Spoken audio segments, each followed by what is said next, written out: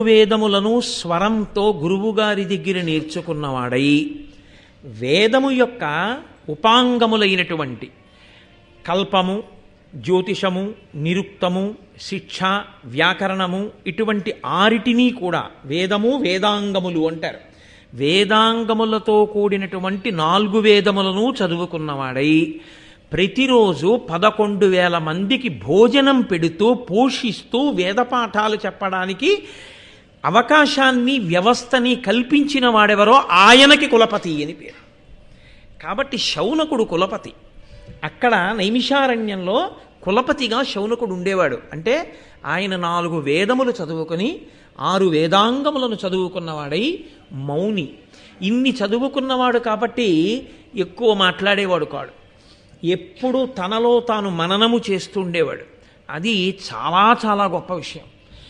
వినడం ఎంత గొప్పదో మననం చేయడం అంత గొప్పది. ఎందుకనంటే మననము చేత మాత్రమే ధారణ ఏర్పడుతుంది.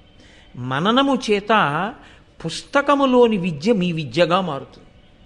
పుస్తకంలో ఉన్న విద్య మీ విద్య కాదు. ఎందుకంటే పద్యం కావాలంటే మీరు చూస్తే దోషం కాదు. కానీ అసలు ధర్మమేది అన్న ప్రశ్న వచ్చినప్పుడు అన్నిటికీ పుస్తకమే చూడాలండి అని మీరంటే అసలు మీరు అనుష్ఠించగలిగినది పోతుంది. కాబట్టి పుస్తకంలో ఉన్నది మీరుగా మారిపోవాలంటే అలా మార్చగలిగినటువంటి ప్రక్రియకి మననమే కారణము. ఎంత లోపల తిప్పుతాడో, విన్నదాన్ని ఎంత పరిశీలనం చేస్తాడో, ఎంత జ్ఞాపకం తెచ్చుకుంటాడో అంత బాగా పట్టుకుంటుంది. అందుకే చాలా చమత్కారం ఒకటి ఉందండి. దేవతలు బ్రహ్మ విద్యని సాధించారు. ఈ బ్రహ్మ విద్య రాక్షసులకు అందకూడదు, పాడు చేస్తారు. కాబట్టి ఎక్కడ దాచాలి దీన్ని అని అడిగారు. పట్టుకెళ్ళి దధీచి మహర్షి దగ్గర దాచండి అన్నారు. బ్రహ్మ విద్యనంతటినీ పట్టుకెళ్ళి దధీచికి ఇచ్చారు.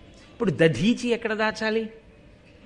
ఆయన ఆ బ్రహ్మ విద్యని మననం చేసి అస్థిగతం చేసేశాడు. ఆయన ఎముకలలోకి పెట్టేసుకున్నాడు. ఇప్పుడు ఆయన ఎముకలతో చేయబడిన వజ్రాయుధాన్నే ఇంద్రుడు పట్టుకుంటాడు. అంటే ఇంద్రుడి చేతిలో ఉన్నదేది అంటే బ్రహ్మ విద్య ఆయన చేతిలో ఉంటుంది.